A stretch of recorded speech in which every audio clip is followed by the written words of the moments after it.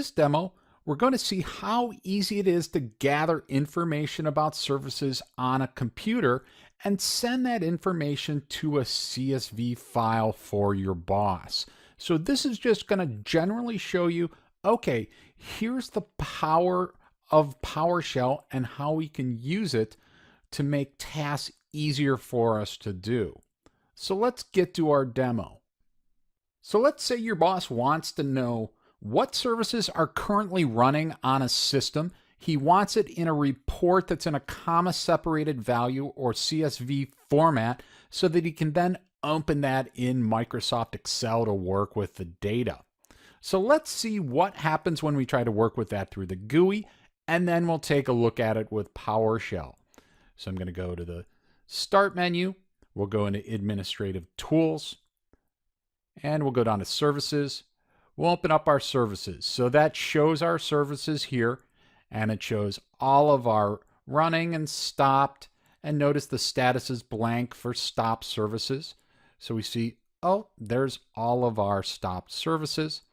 So how do we go about getting that into a format that we can use? So let's try right-clicking here. It says Export to List. So let's try that. We'll export that to a list, and we'll just call this services1.csv. Choose a comma-separated value format. Click Save. We'll go down to the C drive where we save that under Scripts, Services 1. Okay. That does not look like the information that we want. It's got a whole bunch of information, and it's really not telling us what we're looking for. So I can tell you without looking here anymore, there's really no way to really export this from the services. So let's take a look at PowerShell. So I'm going to open up my PowerShell console here. I'm going to use a command called get-service, and that will show us all of the services. And if we go up here to the top real quick, we see that it shows us the status, the name, and then the display name. So if I go back down to the bottom here, we'll do a clear screen to go to the top. What if I want to take a look at the services that are stopped? So what I can do is I can use a command called where-object that allows me to basically put in a condition, some logic in there. So I want it to get me the services that are stopped, where the status is stopped. So I'm going to type in status -eq, which means equals stopped. So if we hit enter, we see now it's given us a list of all of the stop services.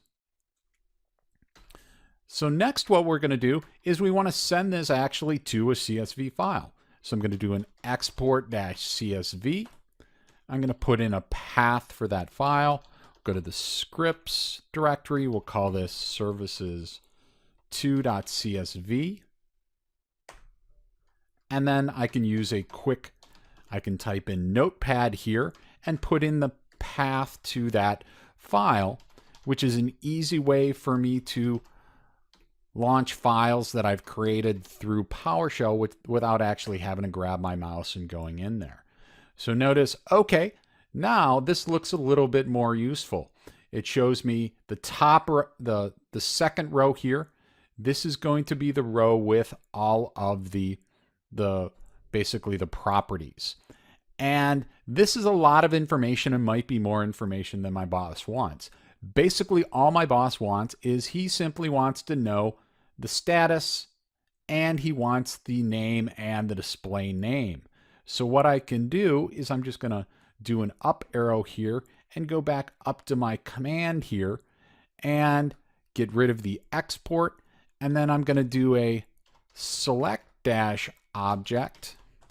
And this allows me to put in the names of the properties that I want. So in this case, I want status, and then I also want name, and then I want display name. And then I'm going to put that back into the export-csv, C scripts / services3.csv. Go to Notepad, services3.csv. Oh, I forgot to put the path to this. So we'll put C scripts services3.csv. Now we see we have a much better list. And then there you can give that to your boss. So there you see, that's the power of PowerShell. You see that we were able to, by going through a number of different commands, get different pieces of information. And imagine if you had to do this for 100 servers. What you could do is you could take the code that you have here and you could put it into a nice little script and use some logic and have that run against multiple computers. So really what I wanted to show you here was really the power of PowerShell. I don't want you to be bogged into what are these different commandlets I was using, what are those different, all of that stuff that I typed in. We're going to be covering much of this information and more throughout the course. I simply wanted to show you, hey, here's some of the cool things that we can do with PowerShell.